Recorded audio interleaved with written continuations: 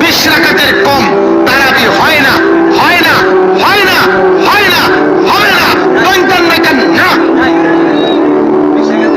কি না কেন না, দৈন্তান্ন মর্দিনান্ন না, দৈন্তান না কেন।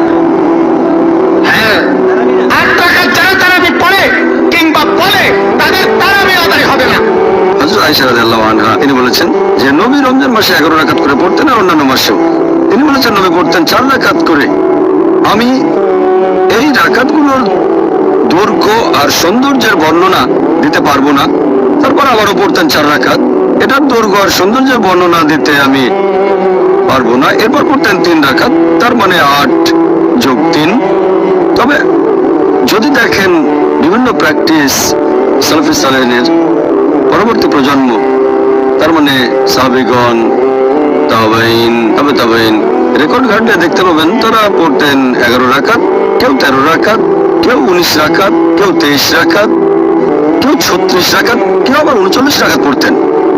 আর আপনি যদি পড়েন মুসান্নাফ ইবনে শাইবা খণ্ড নম্বর 2 পৃষ্ঠা নম্বর 165 166 বলা হয়েছে যে তাবেঈনগণ যখন রমজান মাসে কিয়ামুল লাইল পড়তেন, যেটাকে বলা হয় তারাবি, তারা পড়তেন 20 রাকাত। কোন কোন জায়গায় আছে তারা পড়তেন 36 রাকাত। এখন এই নামাজের রাকাতের কথা যদি বলতে হয়, নবী বলেছেন তোমরা 2 রাকাত করে যত খুশি নামাজ পড়তে পারো, তারপর পড়বে 1 রাকাত।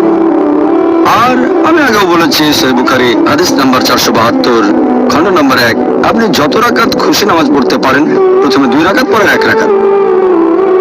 তবে আপনি যদি নবীর সুন্নাত মেনে চলতে চান, নবী সবসময় পড়তেন 8 রাকাত যোগ 3।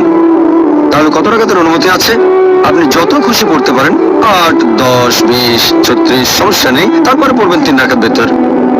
আর আমাদের নবী পড়তেন 8 যোগ 3 11। তবে আপনি যত রাকাত খুশি নামাজ পড়তে পারেন। হ্যাঁ, আপনি আমাদের বলেছেন যে কিয়ামুল লাইলে আমরা মুসলিমরা যত রাকাত ইচ্ছা নামাজ আদায় করতে পারি, তবে নবীর সুন্নত 8 রাকাত। আপনি সেরকমই বলেছেন। হ্যাঁ, নবী পড়তেন 8 রাকাত, আলহামদুলিল্লাহ। তবে অনুমতি দিয়েছেন আপনি যত রাকাত খুশি পড়তে পারেন।